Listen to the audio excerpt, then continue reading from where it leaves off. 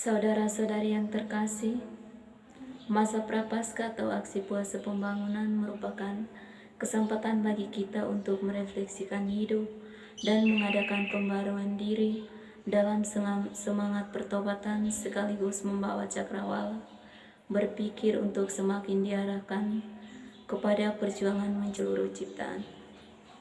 Secara nasional, umat Katolik Indonesia diajak untuk merenungkan tema APP tahun 2023, yakni keadilan ekologis bagi seluruh ciptaan.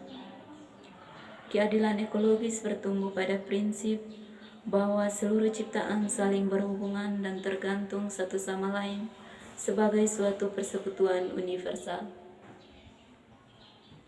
Tema ini menarik sebab sebagai anggota gereja, kita dipanggil dan diutus menjadi saksi keadilan dalam dunia nyata, menerapkan prinsip penghormatan martabat manusia, memperjuangkan kesejahteraan bersama, membangun solidaritas dan berpihakan pada yang rentan, berdasarkan cinta kasih sekaligus melestarikan alam semesta.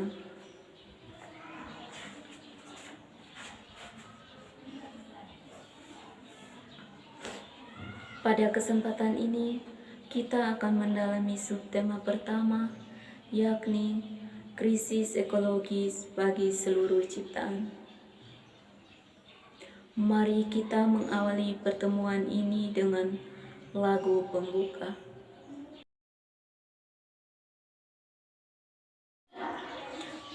Bapa kami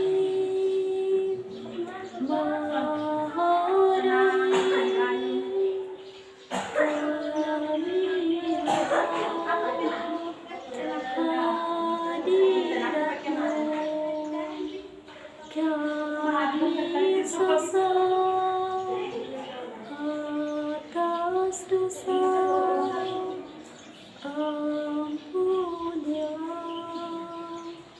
kami Tuhan, kami bagaikan anak yang hilang, jauh dari jalan-Mu Tuhan. Bapa kami Maha Rahim, kami hadap hadirat-Mu, kami sesal atas dosa, ampunilah kami Tuhan. Dalam nama Bapa dan Putra dan Roh Kudus. Amin.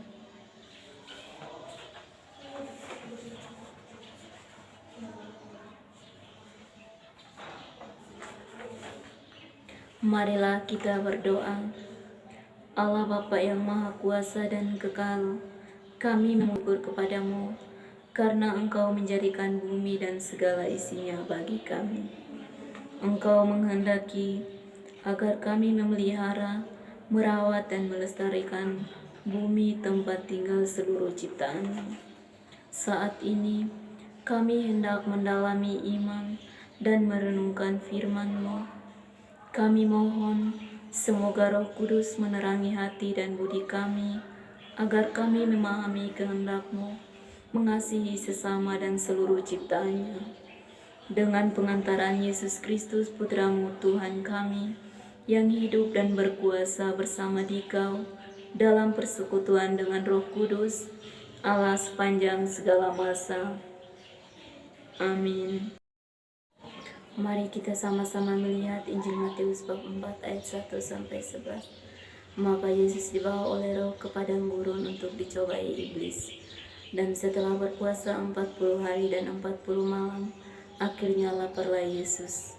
Lalu datanglah si pencoba itu dan berkata kepadanya, "Jika Engkau anak Allah, perintahkanlah supaya batu-batu ini menjadi roti."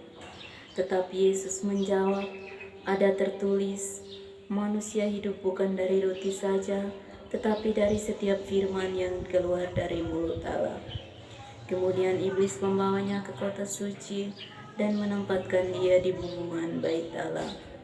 Lalu berkatalah kepadanya, "Jika engkau anak Allah, jatuhkanlah dirimu ke bawah, sebab ada tertulis, mengenai engkau ia akan memerintahkan malaikat-malaikatnya, dan mereka akan memantang engkau di atas tangannya, supaya kakimu jangan terantuk kepada batu." Yesus berkata kepadanya, "Ada pula tertulis, janganlah engkau mencobai Tuhan Allahmu."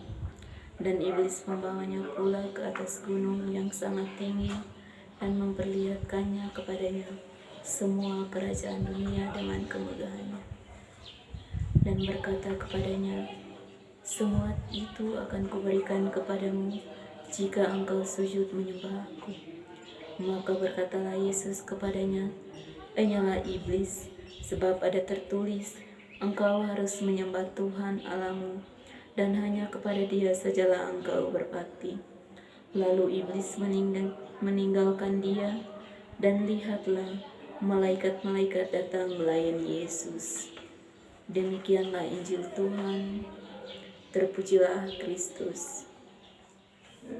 Setelah mendengarkan firman Tuhan, mari kita hening dan membacakan kembali bacaan tersebut dalam hati.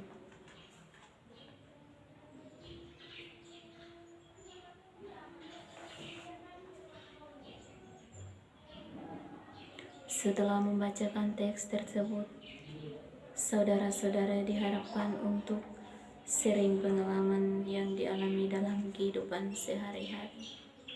Baik saudara-saudari yang terkasih, dalam Injil Matius tadi mengisahkan tentang Yesus berpuasa 40 hari dan 40 malam di padang gurun dan dicobai iblis. Ada 3 cobaan yang ditawarkan iblis kepada Yesus, yakni yang pertama, Yesus dicobai untuk mengubah batu menjadi roti. Yang kedua, Yesus digoda untuk menunjukkan kealahannya. Dan yang ketiga, Yesus digoda dengan kuasa dan harta dunia. Yesus menolak dengan tegas godaan-godaan tersebut dengan mengatakan, manusia hidup bukan dari roti saja, tetapi dari setiap firman yang dikeluarkan dari mulut Allah. Salah satu cara konkret menjalankan kehendak Allah adalah merawat, memelihara, dan melestarikan lingkungan hidup. Yesus juga memperingatkan iblis agar tidak mencobai Tuhan Allah, tetapi menyembah dan memberkati kepadanya. Setelah mendengar dan merenungkan firman Tuhan, maka marilah kita mengakui iman dan kepercayaan kita dengan berdoa.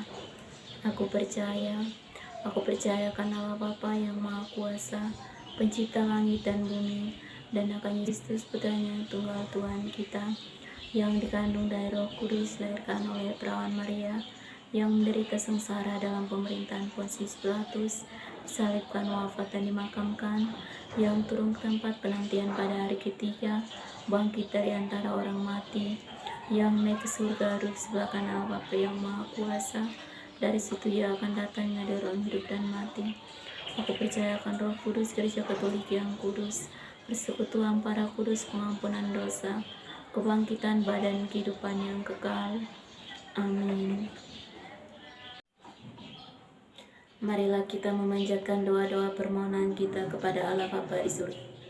Bagi para pemimpin gereja, ya Bapa, berkatilah para pemimpin gereja kami, agar mereka setia dan dengan penuh kasih menjalankan tugas pelayanan Kristus yang telah Engkau percayakan kepada mereka, dengan memperhatikan juga masalah lingkungan hidup. Marilah kita mohon, kabulkanlah doa kami ya Tuhan.